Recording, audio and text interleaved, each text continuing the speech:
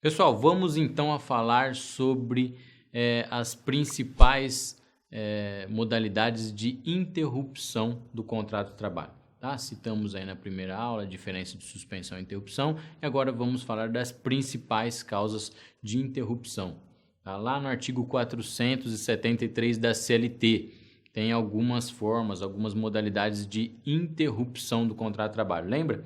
Que interrupção a gente falou que, embora a pessoa não vai, né, não aparece no serviço, ela ainda recebe os salários?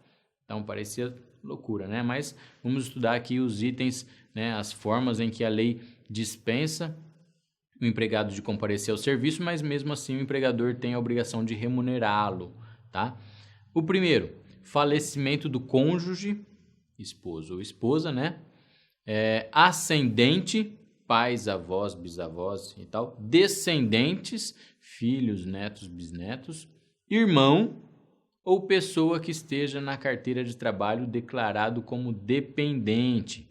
Tá? Então, essa pessoa que tem alguém da família que faleceu, ascendente, descendente, irmão ou alguém que esteja na carteira de trabalho declarado como dependente, pode faltar ao serviço por 2 dias consecutivos, sem prejuízo dos salários, tá? É uma forma de interrupção. Falta do emprego, né? Se ausenta do trabalho, mesmo assim o empregador deve pagar a remuneração daqueles dias, né? Então, em caso de falecimento, nesse primeiro item, por 2 dias consecutivos, tá? Em caso de falecimento de alguém da família. Segundo item, em caso de casamento, em virtude do casamento, quantos dias a pessoa, né, esposa, quem trabalha aí, está casando, pode faltar, pode se ausentar do trabalho sem prejuízo dos salários? 3 dias consecutivos, tá? Então, casou, o empregado, a empregada pode se ausentar do trabalho sem prejuízo dos salários por 3 dias consecutivos, ok? Próximo item, nascimento de filho, tá? No nascimento do filho aí, primeiro a lei dava 1 dia apenas, né? Podia se ausentar por 1 dia. Nasceu filho, poderia se ausentar por 1 dia sem prejuízo aos salários.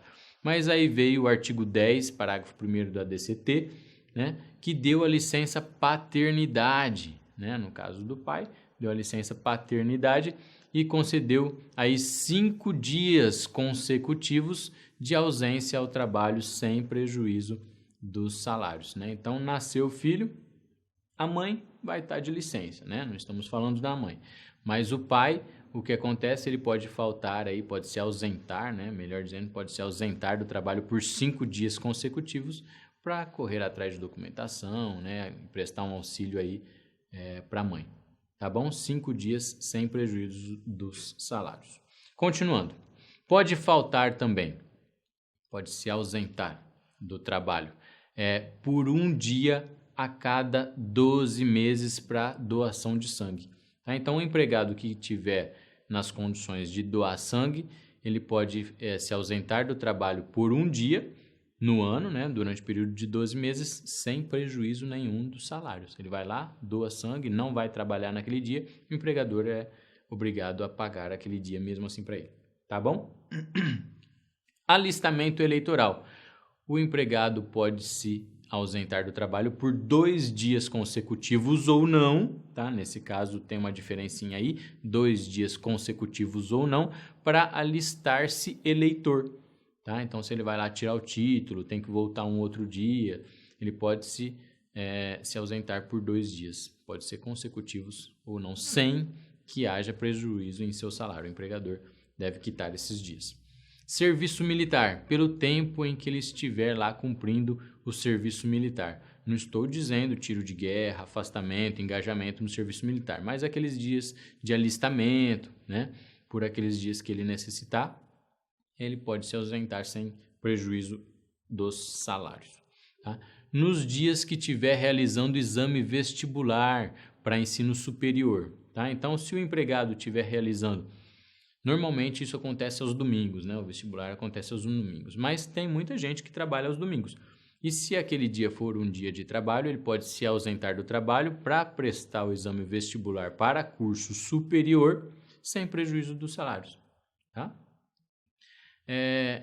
E o último item aqui dessa aula, quando tiver que comparecer em juízo, o tempo que for necessário. Seja como uma testemunha, seja como jurado, seja o que for, né? Se for intimado pela justiça para comparecimento, aquele período em que ficou prestando serviço para a justiça não pode ser descontado dos salários, né? O empregado foi lá, intimado, foi notificado para comparecer à justiça, ou como uma testemunha, ou teve sua própria audiência, ou foi um júri, né? Compareceu ao júri, por algum motivo, prestando serviços à justiça. Esse período em que prestou serviços à justiça, um dia, meia hora, 5 horas, o que for, não pode ser descontado do seu salário. Se forem 3 horas, o juiz ou o escrevente declarará que ele permaneceu ali por 3 horas e aquelas 3 horas não pode ser descontada dos salários. Se for por um dia, por 2, em caso de júri, por exemplo, também não poderá ser descontado de seus salários esses dias de prestação de serviço à justiça. Tá bom? Na próxima aula a gente vai continuar falando sobre a interrupção do contrato de trabalho.